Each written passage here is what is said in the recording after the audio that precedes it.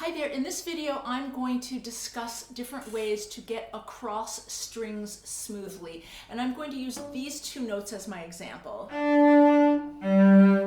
with several ways to negotiate that if it shows up under a slur. I want to mention that there is a PDF of the examples that I'm going to use, and you can download that. The address for the PDF is over in the info about the video, but I'm also going to show you on screen the variations that I'm doing. I want to mention that sometimes when we're playing a fifth, we can opt for a different fingering. For instance, you can play those two notes on the same string with a slide.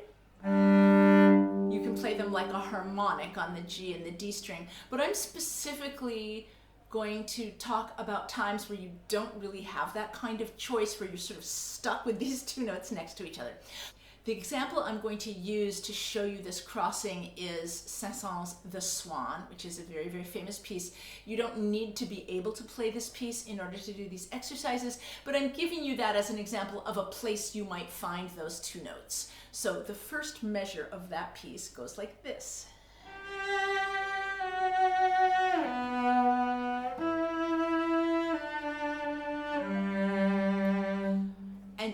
Those last two notes that I just played, those are the two notes in question. So let's talk about some of the ways that people usually do those two notes. Easiest way to do them is way number one, which is pick up your finger and stick it on the other string. And that's great if you're playing notes that are separated, particularly if they're short, or even if they're on separate bows and you don't mind having a little space. But the problem with this, if I do it on a slur, did you hear that? That is not a great sound. So we're trying to avoid that. This is sort of the most basic way that you could play this fingering. I do not advise that you try this one. I think the next most common way to do it is to bar those two fingers. And so barring means when you mash your finger down, you're trying to get it flat. Barring is not too hard to do, but it's a little hard to play in tune, because by nature of the fact that your finger is going onto two different strings, the part that's kind of in the middle of your finger, a little in the soft zone here, is going to be on the higher of those two strings. So it gets really hard to play in tune.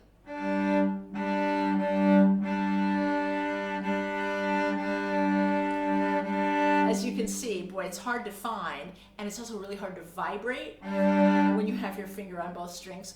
Here's version number one with the finger hopping.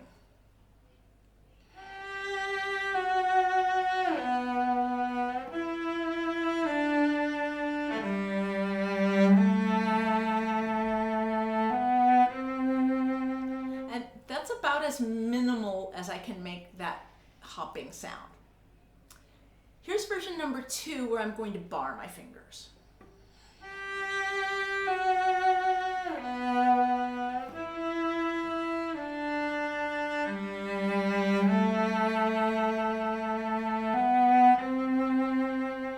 And one of the things I had trouble with there is you have to really think in advance about getting the bar to happen. So I felt that that compromised my sound on not just those two notes, but the note before it also, because as I was hanging onto that E, instead of getting to vibrate nicely on the E, I was having to set up the bar. So I also don't recommend that one very, very highly. A fingering that I really like is what some people call finger replacement. And the idea of finger replacement is, instead of being on a 2 across, I'm gonna get my 1 across there. So there's a couple different ways that you can do that. My favorite way is to actually slide in. The way that you're going to practice this is by starting on the D and sliding in from what would be F sharp. So if I'm in second position, which is where we are here, and my second finger's on D on the A string, that means my first finger is on F sharp on the D string, and I want my first finger to be on G, so I'm going to just slide it in. And yeah, there's a little mrrr. And if you get really good at doing it, you can execute that without the sound. And that's a pretty smooth way to do it. Let me try that method number 3 with the shift.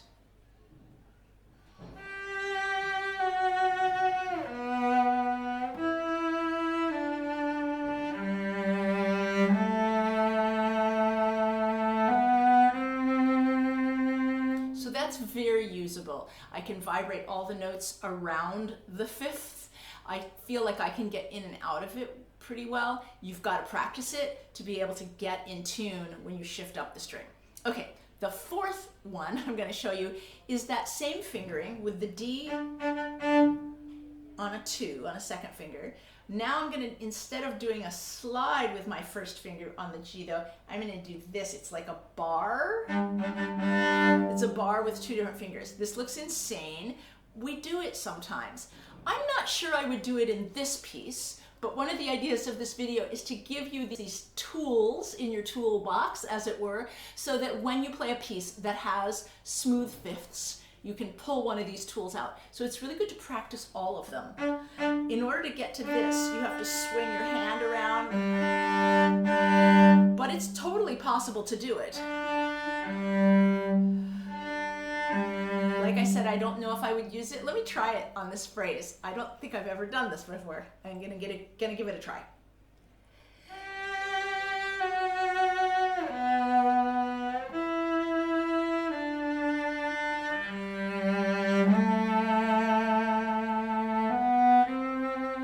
It wasn't bad. I was a little cautious with it, but it is functional. The hard part about that is getting your first finger high enough forward that it's really across from the second finger. Okay, way number 5 is that same idea, but reversed. I think it's easier, rather than having my second finger on the high string and my first finger on the low string. And by the way, of course, you could do this with different fingers. If you were playing a different piece, it might be your third finger and you're going over with your second finger to the low string. I think it's easier to put your fingers on top of each other. So I like to put my first finger on the A string and my second finger over on the D string. And in fact, that's something that I feel like I can get in and out of pretty well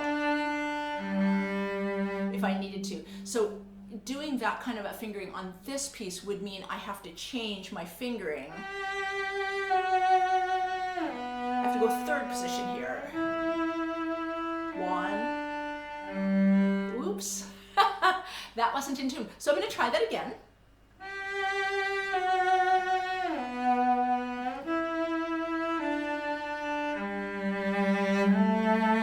So as you can hear, it's hard to get that in tune. It's quite smooth and it's really easy in the hand. I can vibrate on all the notes. It just takes a little practice to be able to get that finger on the note. And so then the last one I'm going to show you is kind of my favorite. I think it's also the hardest, and that is sliding your fingertip from the A string to the D string. So this one looks like the same fingering as our hopping friend, that guy, because it's second finger on both strings, but you slide your fingertip over. So that one looks like this. I'll do just this slide first. That had a little bit of a sound on it. That one was better.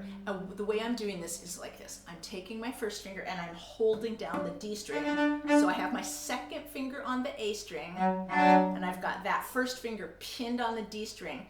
My hand is back, which is how I vibrate. I vibrate with my knuckles in back of my finger. But in order to get my second finger to go over to the D string, rather than going like this and changing my finger shape by pushing my finger over, I'm actually swinging my elbow around, and when I do that, I'm letting my second finger move from the A string to the D string. I'm holding down the D string with my first finger, otherwise it won't work. I'll stick my finger underneath the D string, so I'm doing this. And rolling it over. This, as I said, this is, I think, the hardest one. My thumb is not holding on at all. My thumb is off. You have to start with your elbow back, and then I'm literally swinging my whole arm this way. I'm not doing any change in my hand, and I feel like I can vibrate. I'm going to play this method number 6 now with the sliding my fingertip over.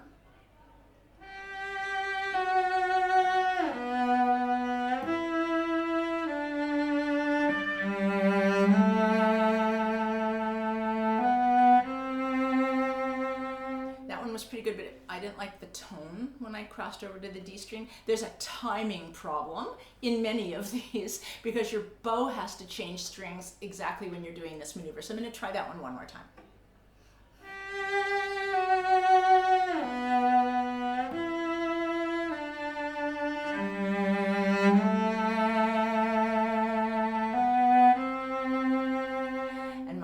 Secret that time that actually made that work is I remembered to use my wrist when I changed strings instead of being so ultra focused on my left hand. So I slid my fingertip over, but I was really careful to go smoothly with my bow so that the sound caught correctly with the bow here.